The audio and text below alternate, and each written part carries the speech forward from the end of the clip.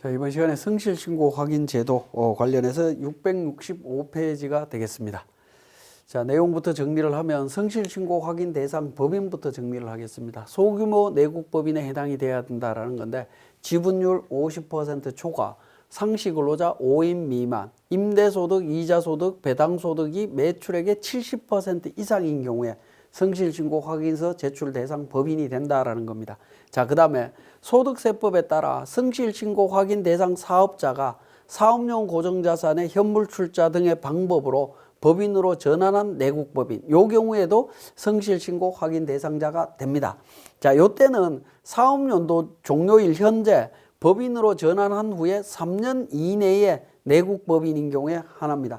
그러니까 개인에서 법인으로 전환되고 3년 동안은 성실신고 대상이 된다라고 이해를 하시면 되겠습니다. 자, 성실신고 확인서 제출 대상인지 여부에 대한 부분인데요. 자, 5인 미만 근로자고요. 주식 등의 합계가 그러니까 50% 초과하고 있습니다. 그래서 두 가지 조건이 충족이 됐다라고 했을 때 기업회계 기준에 따른 매출액은 없지만 법인세법에 따른 이자, 배당, 부동산 임대소득이 있는 경우에 제출 대상이냐라는 부분인데 제출 대상이다라고 이야기를 하고 있습니다.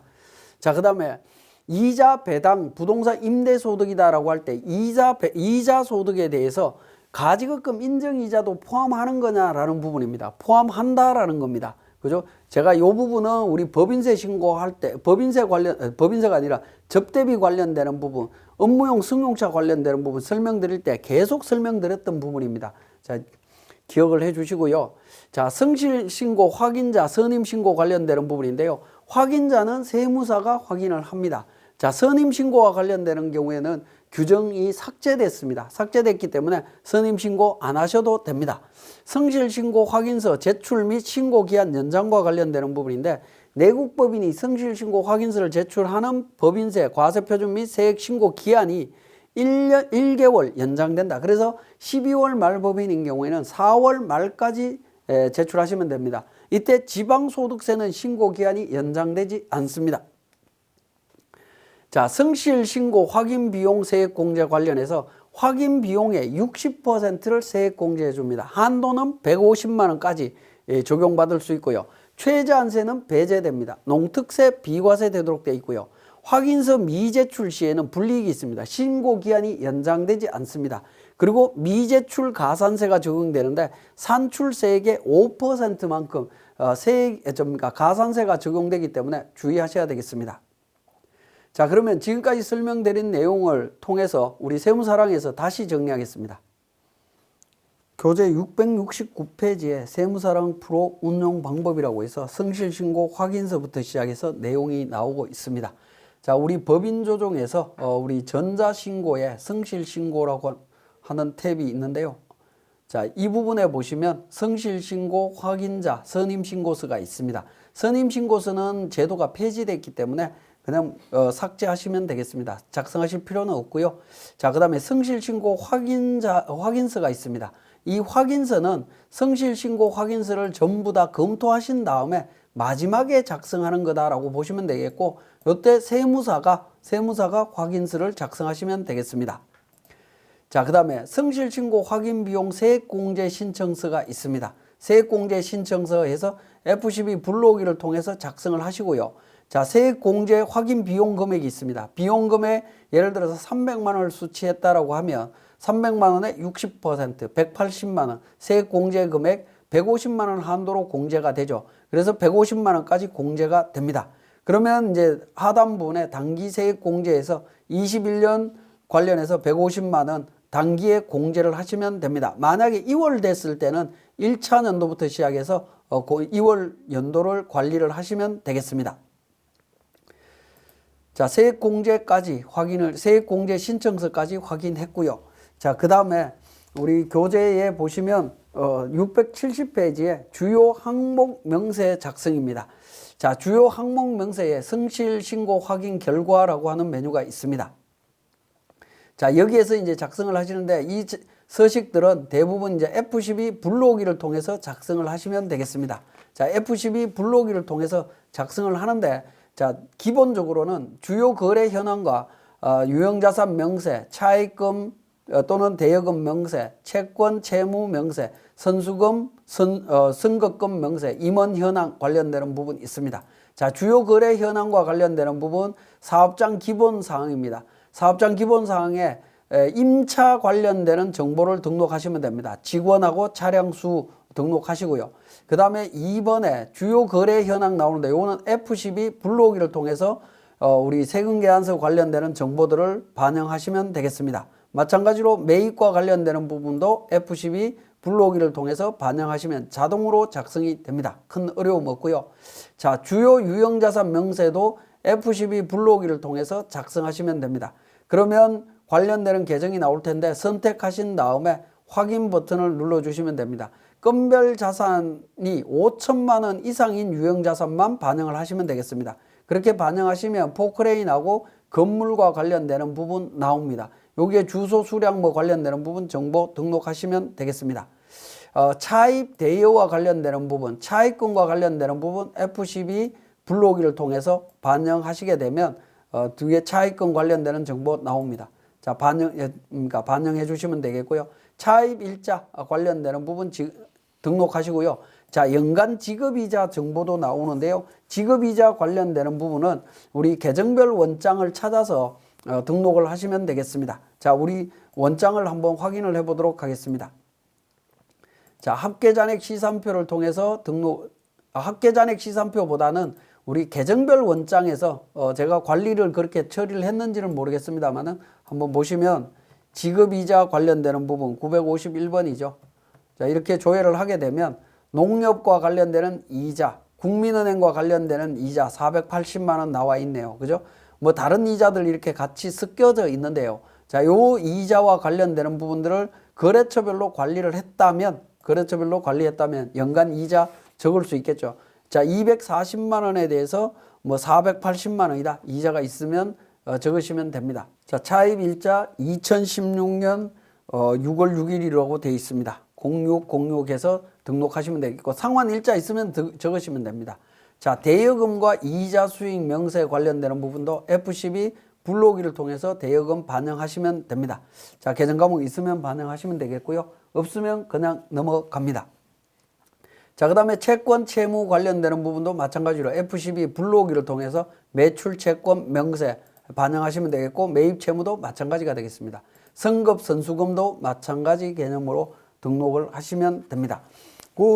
구체적으로 어떻게 작성하고 용도는 어떤 용도고 하는 내용들은 다 우리 교재의 내용이 있으니까 확인하시고요. 임원 현황과 관련해서 백두산 한상무에서 관련되는 직위 정보 담당 업무 정보 등록했습니다. 자, 이렇게 등록을 하시고 두 번째 탭으로 갑니다. 매출 증빙 현황이라고 해서 이 부분도 기본적으로는 F12 관련 불러오기를 통해서 작성하시면 되겠습니다. 자, 이렇게 작성하게 되면 차이 금액이 1억 3,320만 원이 나옵니다. 자, 이 부분에 대한 차이 원인을 구체적으로 적으시면 됩니다. 자, 기계 매각과 관련되는 부분이 있다라는 거죠. 그죠? 이게 결과론적으로는 어떤 의미냐면 조정후 수익금액 명세서 작성할 때 법인세법상 수익금액하고 부가가치세법상 수익금액의 차이 원인을 적는 내용하고 거의 똑같다라고 보시면 됩니다. 매각 부분, 그 다음에 부산물 매각과 관련되는 부분 있고요. 자, 매각과 관련되는 부분 있고, 그 다음에 직수출 관련되는 부분이 있다라는 부분이죠. 자, 이런 형태로 기록을 해주시면 됩니다. 자, 그 다음에 특수관계인에 대한 인건비 지출된 게 있으면 관련되는 정보들을 정확하게 반영해 주시면 되겠습니다. 자, 지출증명 서류 합계표 관련되는 부분이 되겠습니다. 이 부분은 F12 불러오기를 통해서 그냥 반영하시면 됩니다. 그러면 대차대표표 손익계산서 부속 명세서 관련되는 차이 원인들을 확인하실 수 있습니다. 특히 손익계산서에 반영되어 있는 이 차이 금액 중에 150만 원은 우리 가산세 적용했고요. 100만 원은 접대비 관련되는 거고 송금 명세서 제출된 거기 때문에 문제될 게 없다라고 보시면 되겠습니다. 자, 네 번째 기타 금융 계좌와 관련되는 정보. 이 부분도 F12 불러오기를 통해서 작성하시면 되겠습니다. 자, 작성하시게 되면 오른쪽에 보시면 정빙불비 원인이 있습니다. 자, 원인에 대한 정보들을 전부 다 구체적으로 확인들을 해 주셔야 됩니다. 자, 요 내용들을 전부 반영해서 처리를 하셔야 된다라는 거 말씀을 드립니다. 자, 그래서 우리 교재에 보시면 677페이지에 우리 화면에 나오는 법령 158조 2항 2호 뭐 관련되는 부분 쭉 나와 있죠. 그게 3만 원 이하 농어민 거래 사업소득 원천징수분 항만공사 화물징수 용역 기타 예외사항 구체적인 사유 뭐 이렇게 나와 있습니다. 그래서 6번으로 되어 있는 경우에는 구체적인 사유를 적어야 되는 부분이고요. 자, 5번일 때는 기타 예외사항에 해당이 되는 부분으로 이해를 하시면 됩니다. 요걸 전부 다 이제 전표 입력할 때 관련되는 부분들을 다 정리를 한 사항이라고 이해를 하시면 되겠습니다. 거기에 맞춰서 정리하시면 됩니다. 자, 그 다음에 마지막에 있는 금융계좌 상품권 등과 관련되는 부분, 이 부분은 금융계좌 등록되어 있는 금융계좌에 대해서 법인계좌에 대해서 기초 기말 잔액을 정확하게 등록해 주시면 되겠고, 상품권 구입한 게 있다면 그러니까 접대비로 사용했는지 또는 원천징수를 했는지 뭐 이런 부분들, 발행자에 대한 부분들 어떻게 정리했는지 하는 부분들을 구분해서 등록을 해 주시면 되겠습니다. 자, 이렇게 분석을 하시고 정리합니다. 저장합니다. 자, 그리고 이렇게 분석된 내용을 바탕으로 특이사항을 기재해 주시면 되겠습니다. 우리 법인조정에서 특이사항 기술서라고 있습니다. 자, 여기에서 사업장 기본 사항과 관련되는 부분, 수익금액에는 어떤 문제점이 있는지, 또는 유형자산은 어떤 유형자산 쪽에 대여금이나 매출채권, 지출증명 합계표에 대해서 어떤 내용들을 추가적으로 더 이야기할 게 있는지 구체적으로 적어주시면 되겠습니다. 그 사례로는 679페이지에 보시면 관련되는 부분이 있죠. 수익금액에는 현금 수익금액 누락 여부, 현금 수익금액 얼마 누락된 것을 반영했다. 뭐 이런 부분들을 구체적으로 적어주시면 된다라는 겁니다. 또 복리후생비 같은 경우에는 접대성 경비를 복리후생비로 계산한 게 있는지 뭐 이런 부분들을 적으시면 된다라고 보시면 되겠네요. 자, 특이사항이 있으면 가능한 세세하게 자세하게 적어주시는 게 좋습니다. 왜냐하면 나중에 우리 이 성실신고 확인서 관련해서는 잘못 제출하게 되면 세무대리인들이 징계로 연계될 수가 있기 때문에 징계사항에 해당되지 않기 위해서는 이 특이사항에 대해서 자세하게 적어주시는 게 좋을 것 같습니다. 자, 그렇게 적고요. 그 다음에 사업자 확인사항이 되겠습니다. 사업자에게 확인해서 매출채권 장부상 잔액과 거래처 잔액이 일치하는지부터 시작해서 전체 확인을 하시면 됩니다. 다 일치한다라고 해서 정리를 해주시면 될 것 같습니다. 그렇게 해서 확인서 확인 사항을 작성을 하시고 마지막으로 성실신고 확인서 작성해서 우리 법인세 신고할 때 제출하시면 됩니다. 과표 및 세액 계산에서 과세표준 및 세액 신고서에 보시면 우리 성실신고 확인서 제출 관련되는 부분이 있습니다. 49번에 나오죠. 확인서 제출 관련해서 체크하신 다음에 마감해서 신고를 하시게 되면 성실신고 확인서가 제출됩니다. 자, 여기까지 성실신고 확인 제도에 대한 설명이었습니다.